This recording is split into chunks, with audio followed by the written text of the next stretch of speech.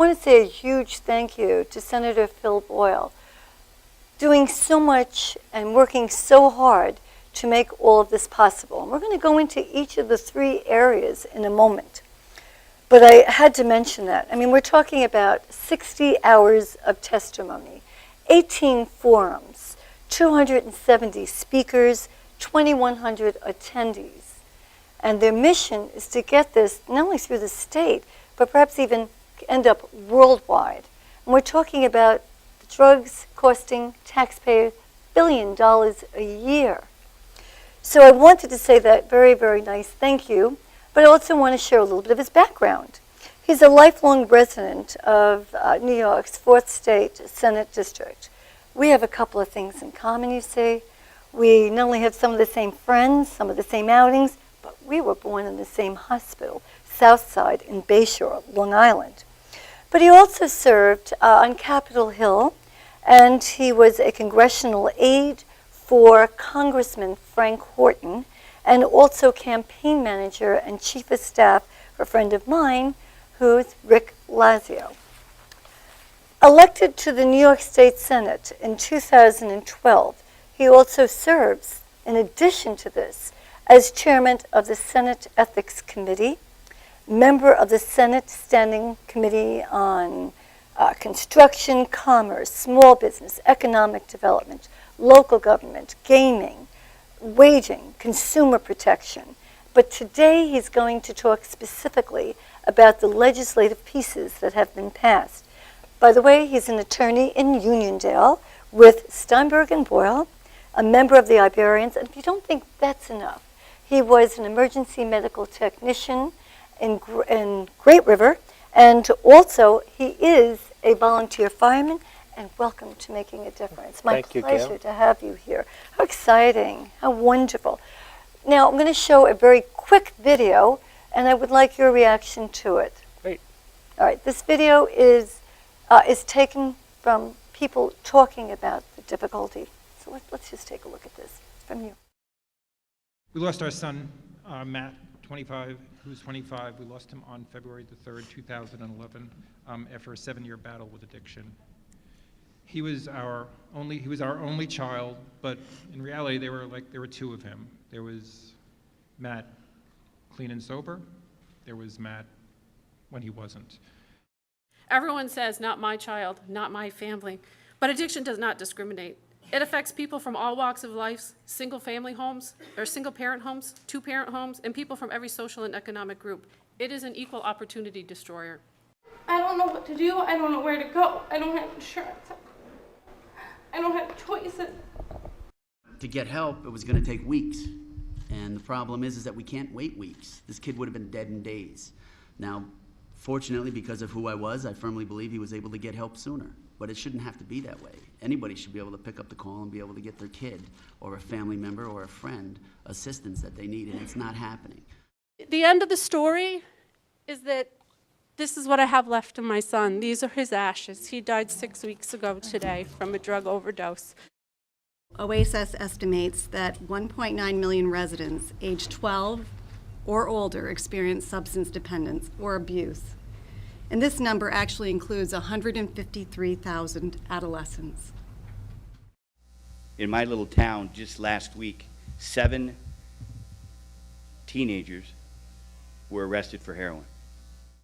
We get blamed when we don't prescribe, when someone's in back pain and they're seeking opioids. So in 4 months, I have received more threats, more complaint letters. You know, I've had more patients fire me, and every single one of those has been a narcotic-related complaint or threat or firing. We want to see, multicultural and bilingual assistance, and I'm sure that's something that would be helpful to other communities as well, especially looking at the new populations of folks that are being affected. This is new to the Arab American community?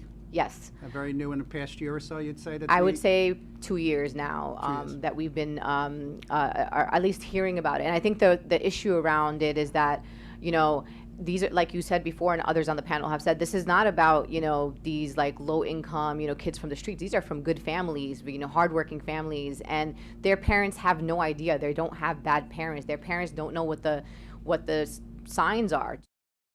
Long term for me was necessary, but I think there's all different paths in life for people who have addiction. You know, I think I didn't use Suboxone, but I've seen people use Suboxone and then come off of it and do fine. You know, so I definitely respect the different paths that everybody takes, and you know, I think we have to work really as a team. No, like, one person could really do this. The fingers shouldn't really be pointed at one person. You know, I think it's just a good thing that we're all here together trying to figure this out, you know? Senator Boyle, reaction to that? Yeah, Gail, this is many of the things that we heard over and over again in these 18 forums throughout the state. The parents that lost Matt, we earlier talked with Linda who lost her son Jake. We heard literally from scores of people across the state who lost their children and their parents and their cousins and their brothers and their sisters. The tragedy is a statewide epidemic. And what we wanted to do was make this a nonpartisan issue, to work with Republicans and Democrats, to get laws passed, to get people the help they needed. What we heard over and over again actually was the people that had gone through addiction from pot all the way up to the gateway drugs, all the way up to getting addicted to heroin and other opioids, and saying, I'm finally ready to get help, and the insurance company was saying, we're not going to cover it. That was the real tragedy, when people were ready to get help, and they were still not able to, and ultimately sometimes it ended in tragedy. Or maybe in the middle of getting help, and the insurance would suddenly stop. Absolutely, that was correct. the other aspect of it. Yep. I love to ask people who are making such a difference a couple of questions. So I'm going to ask you, who in your life has inspired you to want to come to this particular position that you're in? My parents, my mother and father. Yeah, I was not a political family. My father worked for Grumman on the assembly line, and my mother, both are deceased. My mother was a nurse, obviously, so we wanted to help people there. But you know, it's interesting. I come from an old Irish family, you know, and there was addiction in my family, but it wasn't really drugs. It was mostly alcoholism. You know, a lot of 12-step members, without giving away anonymity. But this was a learning process for me. When I came to the Senate, I was appointed chairman of the Alcoholism and Drug Abuse Committee to learn about the heroin and opioid situation, which is, all addictions are troublesome, obviously, but this is so incredibly over the top and a statewide problem. About 25% of the people, 1 out of every 4 people who try heroin get addicted to it. That's incredible. I mean, it's a high rate for alcoholism, as we know, but nothing like heroin and the type we have today. You were talking earlier about how pure the heroin is. Yes, it's so pure that 60-something%. They're getting addicted so quickly. And you know, really, one of the things that happened with us, we had a personal part of this tragedy in our office. Stevie Dittmeyer, a young lady who works in our office, lost her sister to a heroin overdose last year. So it affected all of us in the office, and we realized how vitally important it is to make sure that these are the last people that are ever lost to this heroin problem in New York State. I want to mention that recently we have read about, and you very much a part of this, some of the new legislation. And of course, we're talking, and we will talk further about the insurance companies and how they're going to help. And also the fact that they're going to double the number of state troopers when we get into that third part, law enforcement. But you also helped make this a Class C felony. And we're going to thank you for that because it is so significant. And I also want to mention that more money is going to be made available for public information, education. Would you say that that is what is most key at this point, to educate and get a hold of our young? Yes, Gail, when we looked at this package of bills, and in the Senate we passed actually 25 of them, 23 of them in one day, we focused on 3 areas. We focused on prevention, to stop kids from ever using these heroin and opioids. We focused on treatment, as we said, getting help to the people who are ready to get help, and make sure they get, whether it's inpatient, outpatient, whatever they need, not decided by the insurance companies, but decided by their healthcare professionals or addiction specialists, to see what treatment would be best. And of course, there's a law enforcement aspect to it. We need to make sure that these people that are bringing drugs into our community, bringing the heroin into our communities, they pay the price. And we're not talking about the person who's addicted and selling drugs to speed their own habit, but also for the people that are just whether they're connected to the cartels, absolutely, and from the cartels are bringing it to New York City, and the people from New York City are bringing it out here purely for profit. They're not addicted, they're just looking for money, and they're destroying lives in the process. Also want to ask you why you think, in addition to the proximity and the price, because we grew up on Long Island. Why do you think this is happening? I think the cartels know there's a little bit of money out here because the two, it's a statewide problem, but Long Island and Staten Island are the two centers, yeah. And I think that the socioeconomics are a little higher perhaps, and as the earlier guest Linda was saying that because of the I-STOP legislation that was passed, we passed this legislation about 1.5 years ago, 2 years ago, and we cut down on the prescription drug epidemic, or we started to. Because of Laffer, exactly, the right? pharmacy shootings, exactly. 4 killings. So what happened was that skyrocketed the price of the prescription drugs. Now, for example, the law enforcement officials in this Long Island tell me now that oxycodone pill, for example, on Long Island is probably $30 a pill. Actually, could I tell you the most recent? Yeah. It runs on Long Island. Yeah. $40 to $60 a pill. Wow. Lasting so much less than the heroin. Yep. And the kids know this and they're hearing of it. Right. I do want to bring up though, and I think this is significant. I think you would probably agree with me. Anything that's going to help is significant, of course. Many kids were saying that when they go away to school, that a couple of things happening. Yes, peer pressure, but also I'm invincible. This can't happen to me. When you see a bag, you know, like, and getting close to the experience of death coming back. Right. Celebrities that they're unfortunately hearing about. Some of them have actually kids telling me that they didn't know it was heroin. Right. They were lied to. Yes. And they got quickly addicted to it. What else? We've heard cases of that situation, even with Stevie's sister, where they might have been thought they were having a different drug. Right. What amazes me though, and I've heard it a few times in the forums, was that the kids gravitate to actually the most dangerous drug. We've heard one young man I remember in Plattsburgh said that when he was on heroin and they heard that 2 kids had drive an overdose of a certain brand of heroin, you'd think, oh, I'm staying away from that one. That's it. That was the one they wanted. That was the one that, well, when you have names on there from Red Bull to, you know, Black Death, Rest in everybody. Peace. Yep. But again, this seems to be some kind of fad where they're coming close and thinking they can pull back fast. Well, I think, as Steve, your earlier guest, said, that there is a mental health component to it, and whether they're depressed and there's something missing in their life, either physically or emotionally, psychologically, that's what they're striving towards, you know, and unfortunately, it often ends in tragedy. All right, so we have prevention, we have treatment, and then we have law enforcement. May we take a look at each one, and absolutely. please, at any point, because anything that you say is certainly going to help this. So let's take a look at the prevention. Now in school, and I know that you are conversant, you are helping with the NORCAD program in which you had trained 185 people and one person that you were totally aware of whose life was saved. That's right. Now this is help me out with the name of the drug. Naloxone? I believe it's naloxone. Naloxone? Yeah, that's the drug. Narcan is the brand. Narcan is the brand. Okay, so now let's say, and I was a former educator, how are you going to help me in the classroom that if I see someone's going through it, yes, I know, to go to the nurse. Right. Now we go to the nurse. So who is actually getting trained? How does the Good Samaritan law fit in? And help us out here. Well, I'll tell you, one of the things that we wanted to do, and the Assembly didn't pass it, I wish we had, is to allow nurses in schools to have it. You know, and they don't. They do not, which is amazing to me. And that's one of the problems that we've had in overall in the state legislature and the laws. For example, our first responders. In my mind, first responders should be the first person you get Narcan kits to. As you said, I was a former EMT. I'm a volunteer firefighter.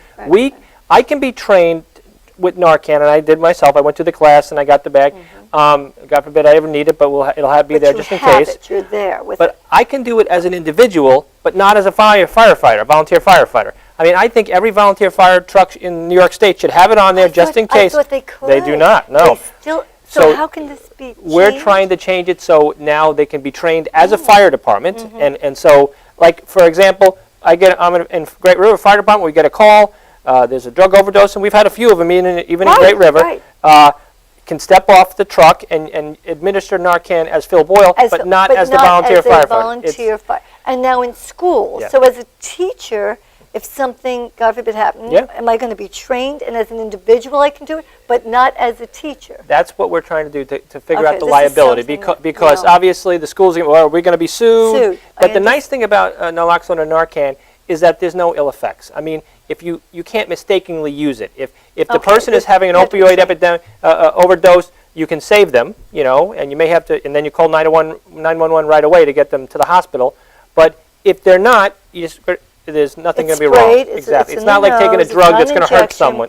It's not like Suboxone, for example. Correct. Where it's so much stronger and Right. there are going to be so many contraindications. Yeah. Is that correct? That's correct. Okay, so that's something that you're going to work on Without to a doubt. try to change, Without a and doubt. you feel that that is But significant. Gail, Yes, one please, bill we did please. do was we put some information. It's going to require that the Narcan kits now are going to include an information because right now people use don't have it? They do not have it. They have a number on the outside. We have information that's going to be put in the kits now to say where can you get treated after that. This is just a one-shot deal because Narcan will give someone a second chance, but it's not going to help them get off of drugs, and Right. that's what they need, the information in there, who to call. Exactly right. Okay, so let's say that if you have a child, so the family member will have that kit as Right, well. Can ideally. Step out.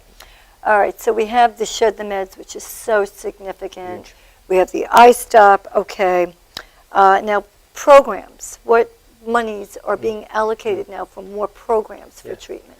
In terms of prevention first, Yeah, OASIS yeah. is the state agency OASIS, which covers that, right? correct, And yes. our legislation, one of the bills we passed, is going to have OASIS create an online program and something that people can tap into to tell kids, well, obviously why they should not use Right. opioids Get and 'em heroin. young, get them young. Exactly, and also address, as you were talking so rightly, Gail, the stigma.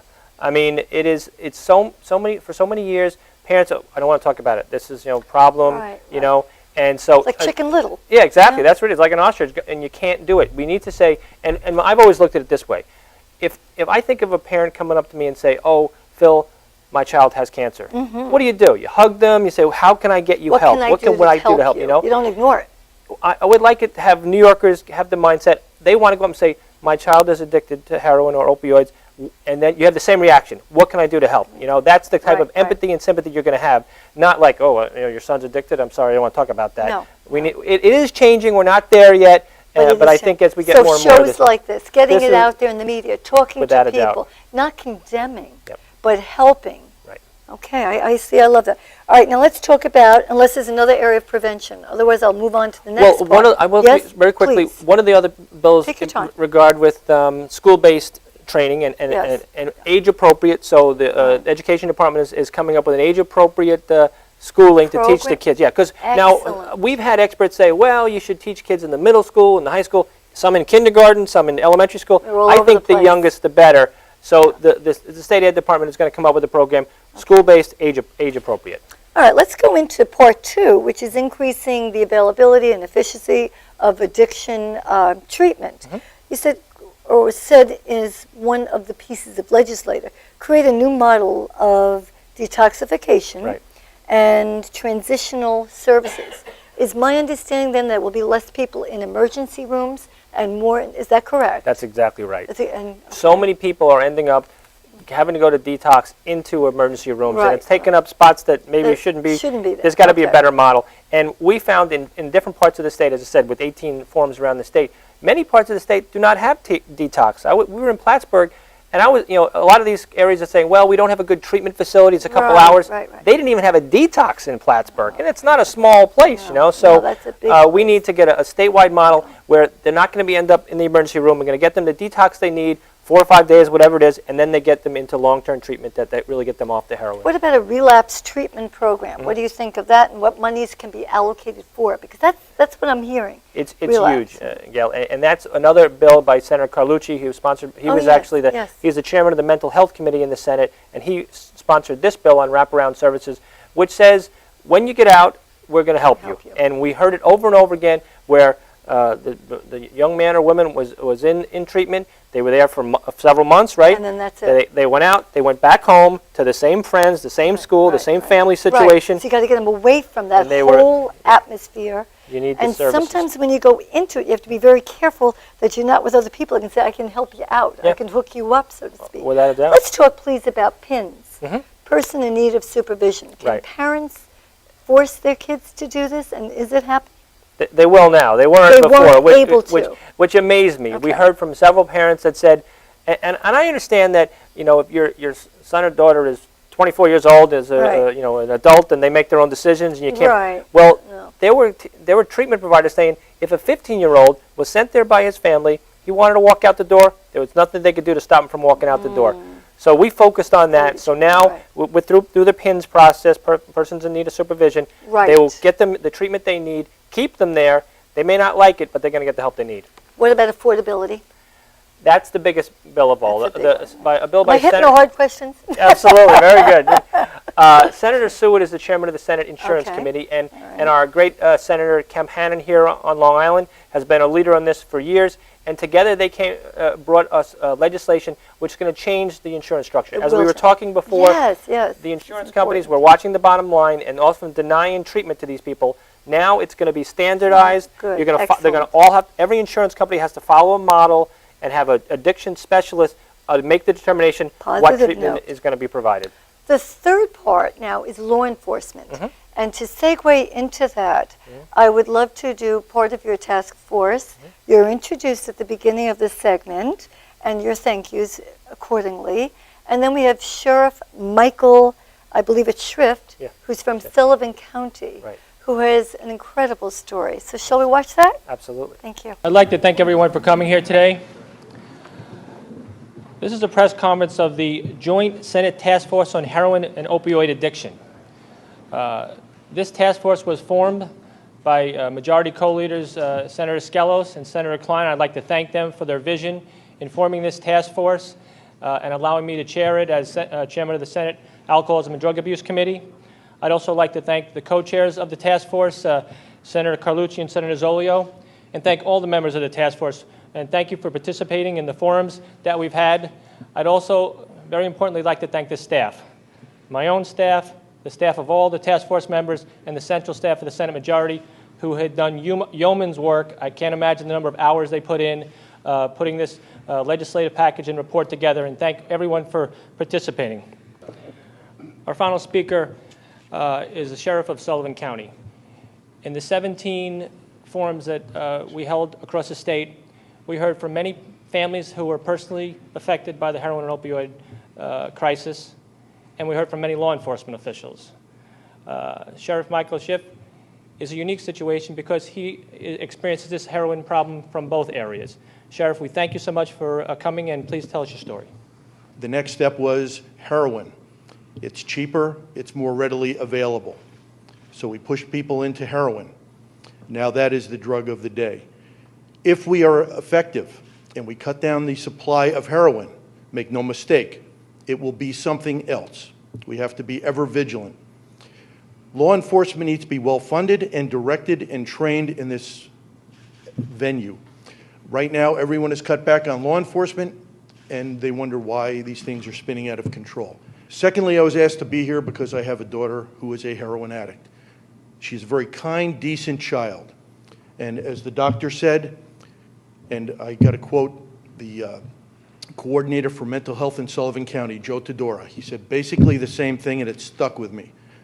Drug addiction is an illness, and it's treatable, and it's a lot more treatable than a lot of other diseases. And I think they spoke about the insurance companies. That's as big a blight as the drug dealers. If you went into a doctor and they said you had cancer, would you want to get some mundane treatment to see how it goes? Let's see how this develops.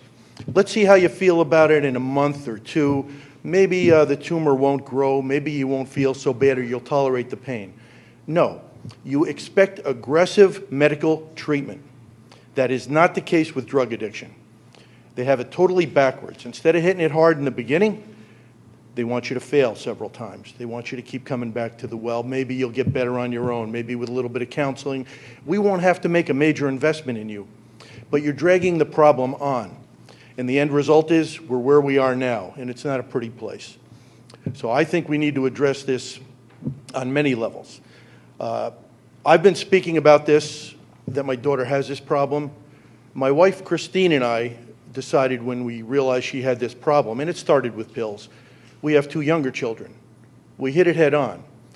When families start handling this like it should be hidden in the closet, the end result is not going to be positive. Younger children in the family, other family members, they get this. Hiding it from them just makes it seem like there's something dirty about it, something wrong with it.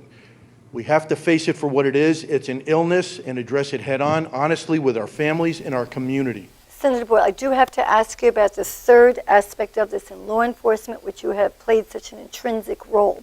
A couple of things here. Now, you talk about designing a regional treatment in facilities. So do you want to mention something about that? That's one bill that we passed. There were some bills that we passed in the Senate. As I said, we passed 25. Only 11 got passed into the law. Okay. And that's one of the areas that I was a little disappointed the Assembly did not come on board more. They're less interested in the criminal aspect of it. But I thought that was a great idea, because right now we're closing prisons upstate New York. Right. And these are perfect areas for drug treatment, I believe. And a lot of my Senate colleagues felt the same way. As a matter of fact, the chairman of the task force was Senator Mike Mazzolio, who's the chairperson overseeing the prisons, and a lot of the jobs up there, and makes a perfect great. move. It makes sense. Yep. It makes sense. We didn't pass that into law. We're hoping to do so in the future. We also had the former shock treatment up there in upstate New York. Yeah, I have a question about that. It worked for some, not for others. It got kind of a little bit of a bad rap earlier on, but that's always an option. We're always looking for new ways of dealing with this heroin epidemic. I had the question about it. My understanding, and again, I want to clarify this for the public as well, is that if somebody were arrested, Class C felony, but if he had drugs in his system and was high at the time, he would get treatment. Right. Does he go to jail and get the treatment? How does that work is what I have to ask you. Well, Gail, that's one of the big problems we see. And we talk to so many, not only sheriffs, like the sheriff of Sullivan County, but sheriffs in upstate New York. They usually run the prisons, right? And they tell us that basically they're unequipped to become drug treatment centers, and that's what they are there for. I mean, you see 75, 80% of the prisoners in some of these upstate county prisons are there because they were trying to steal to get money for their drug use, Right, I understand. And then they come in, they're still on opioids and other drugs, and they don't have the professionals. They're sheriffs and they're correction officers. They're not drug treatment counselors like Steve and other people at LICAD. So we need to have a service that will provide treatment for those who need it and prison time for those who deserve it. Okay. Well, I want to thank you so much. Is there anything that you would like to add? Well, Gail, I just want to thank you for bringing this, getting this word out to so many viewers, and getting the word out. And with the leadership of people like you, we're going to beat this epidemic. I thank you so much. I think if we all get involved, we can do it and make a difference.